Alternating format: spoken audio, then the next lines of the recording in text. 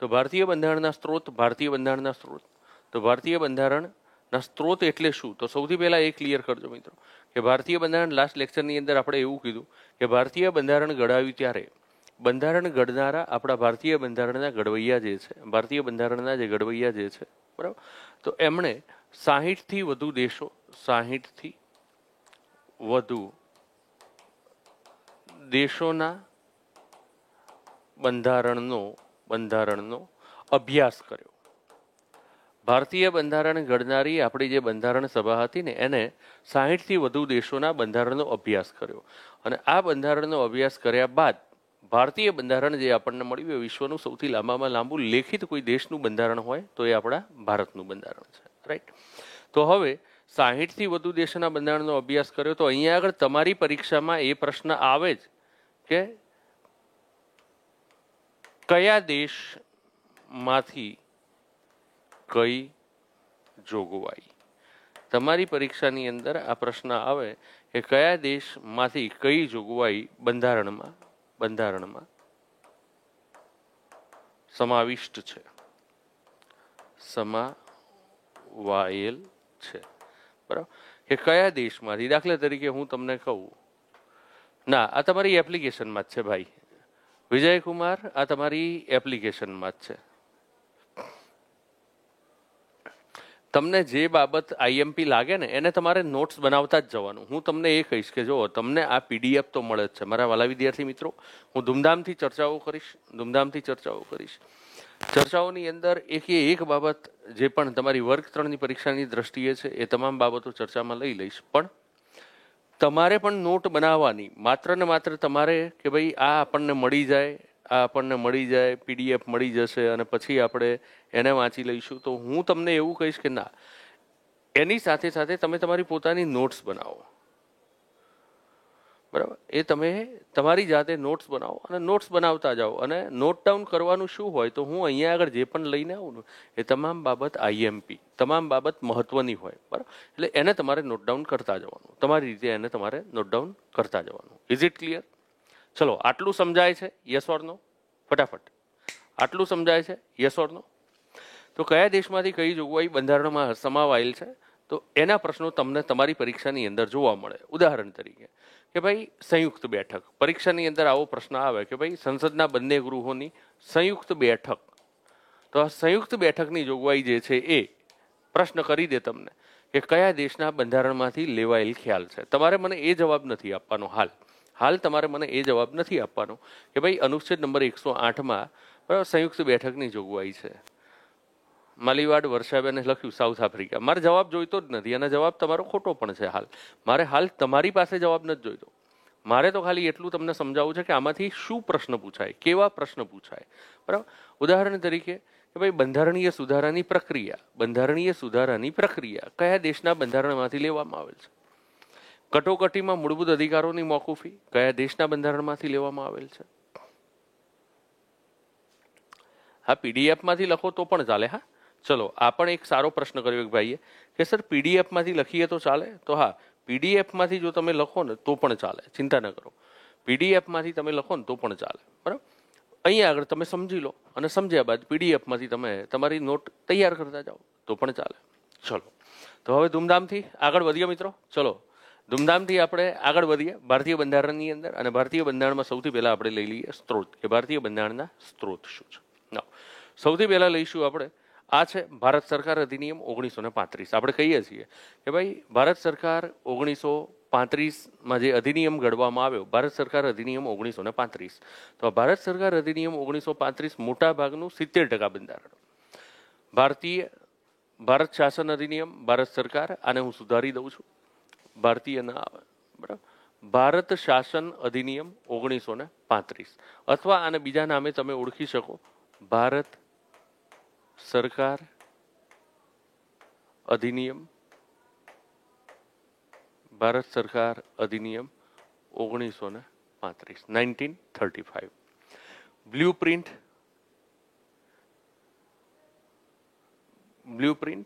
બરાબર, એટલે કે બંધારણની બ્લુપ્રિન્ટ કોને કહેવાય?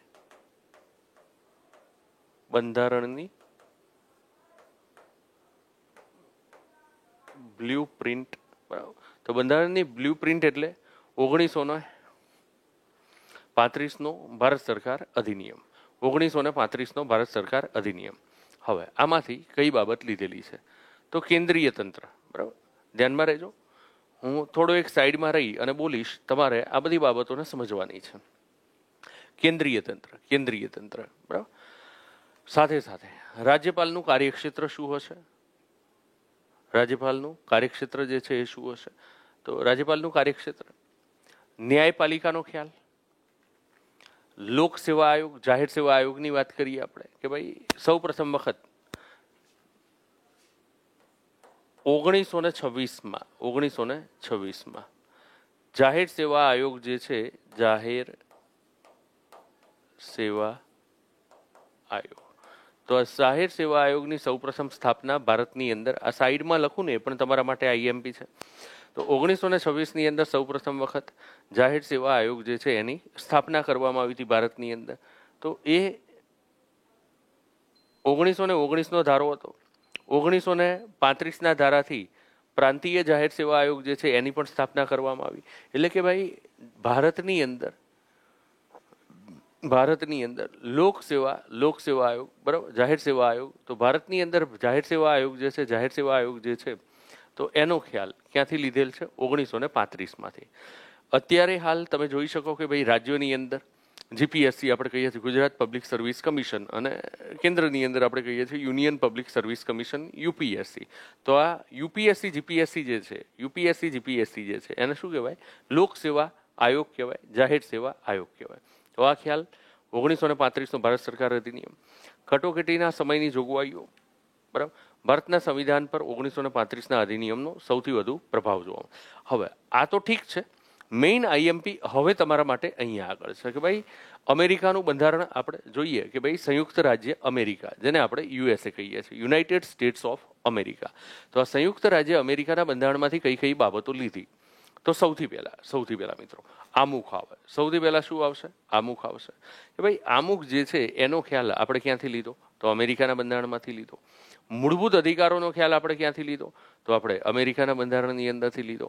રાષ્ટ્રપતિ ઉપરાષ્ટ્રપતિના પદનો ખ્યાલ આપણે ક્યાંથી લીધો? તો એ પણ આપણે અમેરિકાની અંદરથી લીધો છે. રાષ્ટ્રપતિ પર મહાભિયોગનો ખ્યાલ આપણે ક્યાંથી લીધો? તો રાષ્ટ્રપતિ ઉપર મહાભિયોગનો ખ્યાલ જે છે એ પણ આપણે અમેરિકાની અંદરથી લીધો છે, બરાબર. ત્યારબાદ વાત કરીએ કે કાયદાનું સમાન રક્ષણ, તો એ ખ્યાલ ક્યાંથી લીધો? તો એ પણ અમેરિકામાંથી લીધો છે. તો વન બાય વન હું તમને બતાવતો જઈશ. મૂળભૂત અધિકારો, હકો, તો ભારતીય બંધારણના કયા ભાગમાં છે હાલ? તો ભારતીય બંધારણના ભાગ 3માં છે. કયા ભાગમાં? ભાગ 3માં. આ ઇન એડિશન, અહીંયા આગળ વધારાનું, બરાબર. ઇન એડિશન જે છે એ હું તમને કહેતો જઉં છું વધારાનું શું છે. તો ક્લિયર કરજો મિત્રો કે ભારતીય બંધારણનો ભાગ 3 મૂળભૂત અધિકારો. તો મૂળભૂત અધિકારોનો ખ્યાલ ક્યાંથી લેવાયો છે? તો મૂળભૂત અધિકારોનો ખ્યાલ અમેરિકાના બંધારણમાંથી લેવાયેલ છે. મૂળભૂત અધિકારોનો ખ્યાલ અમેરિકાના બંધારણમાંથી. ત્યારબાદ કે ભાઈ દેશની અંદર સૌથી ઉપર કોણ? તો દેશની અંદર બધાથી ઉપર છે બંધારણ. આને કહેવાય બંધારણની સર્વોપરિતા. આને કહેવાય બંધારણની સર્વોપરિતા. તો એ પણ ધ્યાનમાં રાખજો વાલા વિદ્યાર્થી મિત્રો કે ભાઈ બંધારણની સર્વોપરિતાનો વિચાર ક્યાંથી લીધો? તો બંધારણની સર્વોપરિતાનો વિચાર પણ અમેરિકામાંથી લીધો. રાષ્ટ્રપ્રમુખ ઉપરાષ્ટ્રપ્રમુખનું પદ, બરાબર. રાષ્ટ્રપ્રમુખ ઉપરાષ્ટ્રપ્રમુખનું પદ, તો એને આપણે ભલે રાષ્ટ્રપ્રમુખ લખ્યું છે, તમારે ધ્યાને લેવાનું રાષ્ટ્રપતિ ઉપરાષ્ટ્રપતિનું પદ. રાષ્ટ્રપતિ ઉપરાષ્ટ્રપતિનું પદ.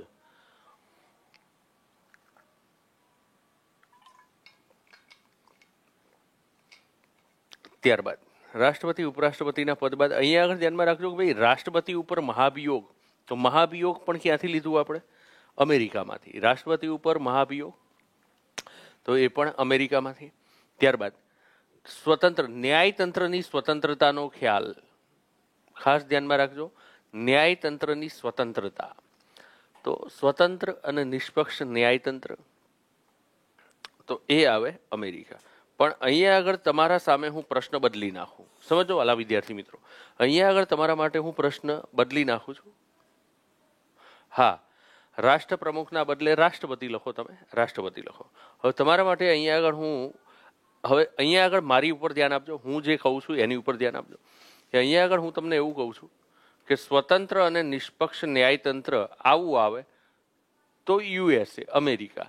પણ હું પ્રશ્ન બદલી નાખું અને એવું કહી દઉં એકીકૃત ન્યાયિક વ્યવસ્થા, એકીકૃત ન્યાયતંત્ર,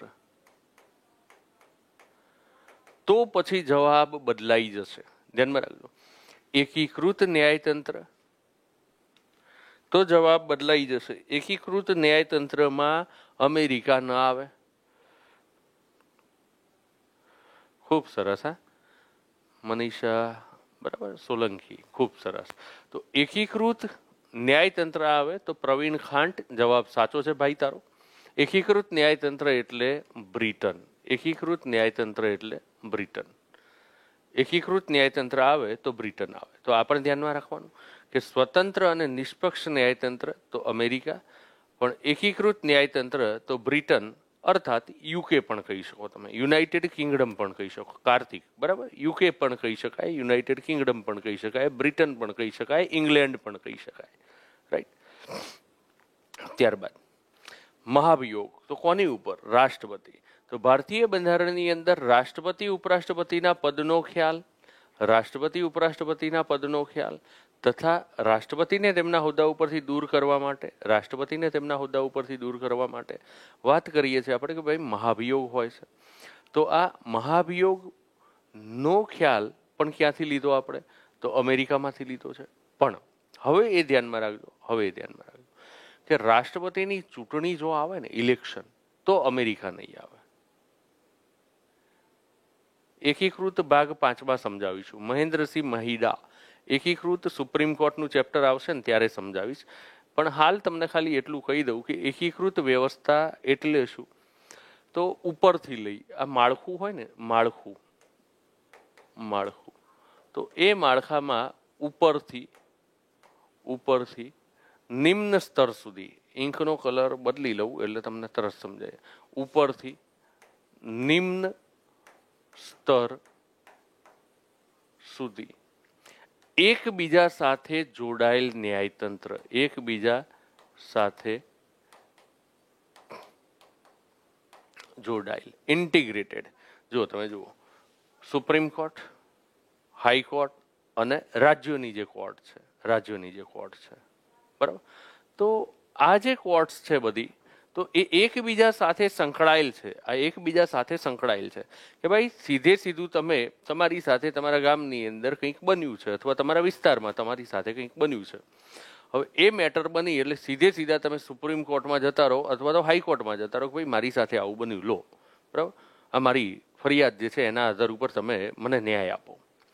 તો કોર્ટ જોશે કે ભાઈ આ સૌથી પહેલા તમે જાઓ નીચલી અદાલતમાં, નિમ્ન સ્તરની અદાલતમાં, નિમ્ન સ્તરથી પછી તમે ઉપર આગળ વધી શકો. તો આ શું છે?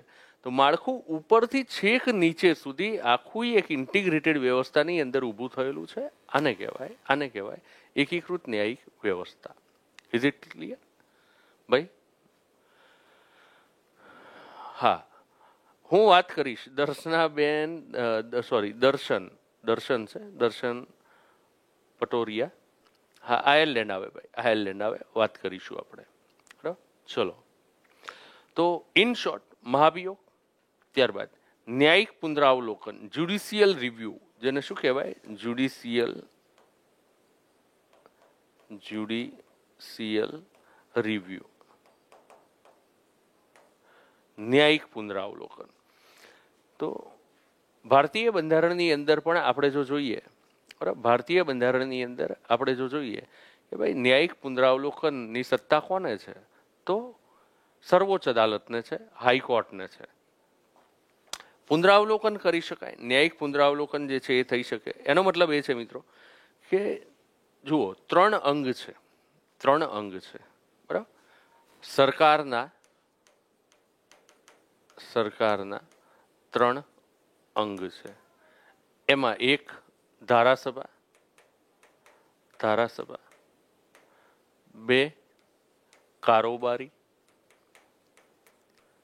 કારોબારી. અને 3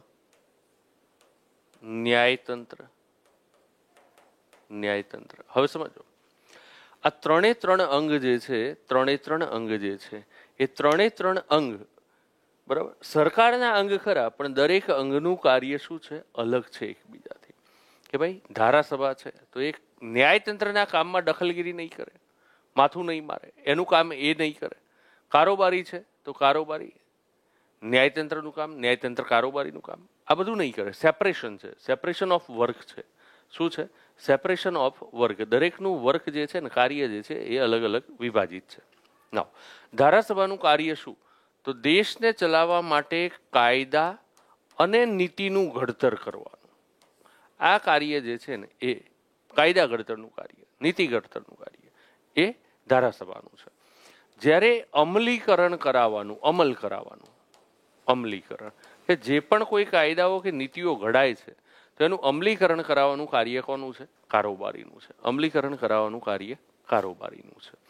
ન્યાયતંત્રનું કાર્ય શું છે? ન્યાયતંત્રનું તો ધ્યાનમાં રાખજો મિત્રો, ન્યાયતંત્રનું કાર્ય સૌથી પહેલું તો એ છે કે આ જે કાયદા કે નીતિઓ ઘડાય છે શું તે યોગ્ય છે કે નહીં, તો એની યોગ્યતા નક્કી કરવાનું કાર્ય છે.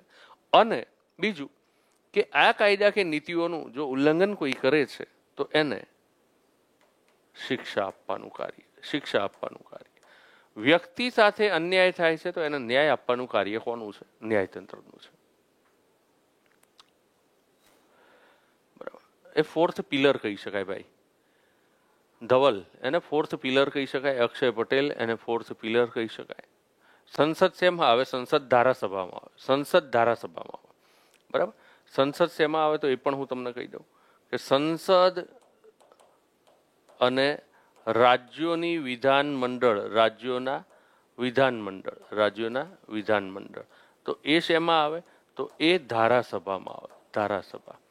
જ્યારે આપણું મંત્રી પરિષદ જે હોય ને, મંત્રી પરિષદ તો એ કારોબારીમાં આવે. એને શું કહેવાય? કારોબારી. મંત્રી પરિષદ જે છે એને કારોબારી કહેવાય. રાઈટ. નાવ સંસદનું કીધું તો ખરું ભાઈ, જે ધારાસભાનું કાર્ય હોય એ કાયદા ઘડવાનું, નીતિના અમલીકરણ ઘડવાનું કાર્ય કોનું છે? સંસદનું, અર્થાત ધારાસભાનું કાર્ય છે. બરાબર. નાવ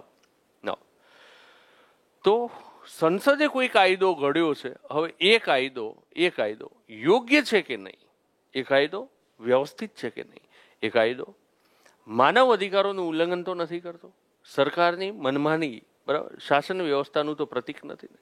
તો આ કાયદાનું અવલોકન, એ કાયદાને ચકાસવાનું જે કાર્ય છે ને એને કહેવાય પુનરાવલોકન, ન્યાયિક પુનરાવલોકન. પણ એ ચકાસશે કોણ? ન્યાયાલય. એટલે એને કહેવાય ન્યાયિક પુનરાવલોકન. તો ન્યાયિક પુનરાવલોકનનો ખ્યાલ પણ ક્યાંથી લીધો આપણે? યુએસએમાંથી.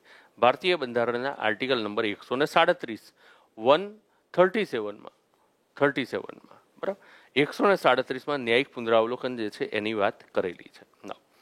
કાયદાનું સમાન રક્ષણ, કે ભાઈ દેશની અંદર દરેક વ્યક્તિ જે છે એને સમાન કાયદાનું અને કાયદાનું સમાન રક્ષણ જે છે એ આપવામાં આવશે. કોઈની સાથે ભેદભાવ જે છે એ કરવામાં આવશે નહીં. ભેદભાવ જે છે એ કરવામાં આવશે નહીં. Is it clear? No. PIL જાહેર હિતની અરજી. PIL public interest litigation. PIL public interest litigation, જેને ગુજરાતીમાં કહેવાય જાહેર હિતની અરજી. તો આ જાહેર હિતની અરજીનો ખ્યાલ પણ ક્યાંથી લેવાયો? તો આ લેવાયો USA અમેરિકાની અંદરથી. આ ખ્યાલ પણ ક્યાંથી લેવાયો છે? USA અર્થાત અમેરિકાની અંદરથી. ભારતમાં PILના જનક તરીકે કોને ઓળખવામાં આવે છે? જો ખબર છે તો કમેન્ટના માધ્યમથી લખજો મિત્રો. જો ખબર છે તો કમેન્ટના માધ્યમથી લખો કે ભારતમાં PILના જનક તરીકે કોને ઓળખવામાં આવે છે? જાહેર હિતની અરજીના પિતા ભારતમાં કોને ઓળખવામાં આવે છે?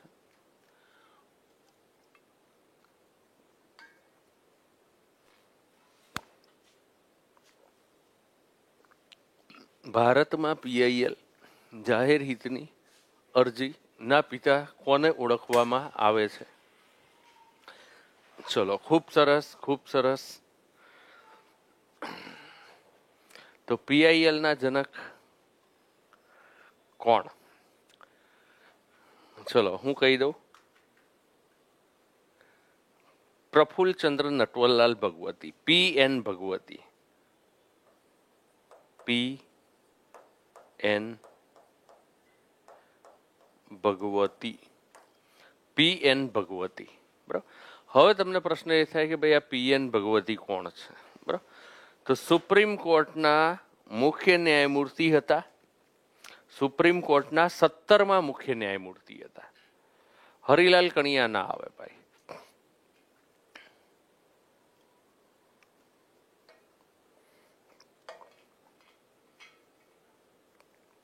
સાચો જવાબ PN ભગવતી જ છે.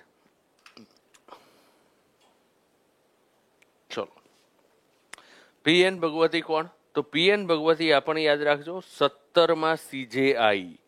17મા CJI એટલે chief justice of India. Chief justice of India એને આપણે કહીએ છીએ CJI, ભારતના મુખ્ય ન્યાયમૂર્તિ. તો ભારતના મુખ્ય ન્યાયમૂર્તિ 17મા હતા પ્રફુલ્લચંદ્ર નટવરલાલ ભગવતી, જે ગુજરાતી હતા, અમદાવાદી હતા. બરાબર. તો આમણે જે તે સમયમાં દેશની અંદર આ ન્યાયાલયોમાં નવો ખ્યાલ દાખલ કર્યો જેને કહેવાય જાહેર હિતની અરજી. બરાબર. કે એવી કોઈ બાબત છે, સમજો હવે આ PIL શું છે, ઘણાના મનમાં એ પ્રશ્ન ઊભો થઈ જશે કે ભાઈ આ PIL એટલે શું? તો કોઈ એવી બાબત છે, હા ગુજરાતી હતા, ઠાકોર રાહુલ ગુજરાતી હતા. હવે કોઈ એવી બાબત છે કે જેમાં જાહેર હિત છે, જેની સાથે જાહેર હિત સંકળાયેલું છે. દાખલા તરીકે હું તમને એમ કહું, તમારા વિસ્તારમાં લાંબા સમયથી ચોક્કસ સમસ્યા છે. ઉદાહરણ તરીકે કે ભાઈ પીવાના પાણીની અથવા તો સ્વાસ્થ્ય વિષયક સેવાઓની તમારા વિસ્તારની અંદર લાંબા સમયથી સમસ્યાઓ છે. હવે આ સમસ્યાના કારણે શું તમને એકલાને તકલીફ પડે છે? ના. તો એના કારણે ઘણા બધા લોકો જે છે એને ઇફેક્ટ થાય છે. તો આમાં તમારા એકલાનું વ્યક્તિગત હિત નથી. હિત કેવું છે? જાહેર છે. ઘણા બધા મોટા સમુદાયનું હિત છે, એની અંદર ઘણા બધા લોકોનું હિત છે. તો અહીંયા આગળ જો કોઈ બાબતમાં જાહેર હિત સમાયેલ હોય તો કોઈ પણ વ્યક્તિ હાઈકોર્ટ કે સુપ્રીમ કોર્ટમાં PIL કરી શકે. Is it clear? ચલો, તો આને કહેવાય પબ્લિક ઇન્ટરેસ્ટ લિટિગેશન, PIL, જાહેર હિતની અરજી. ભારતમાં જાહેર હિતની અરજીના જનક તરીકે ગુજરાતી ચીફ જસ્ટિસ સુપ્રીમ કોર્ટના 17મા પ્રફુલ્લચંદ્ર નટવરલાલ ભગવતી.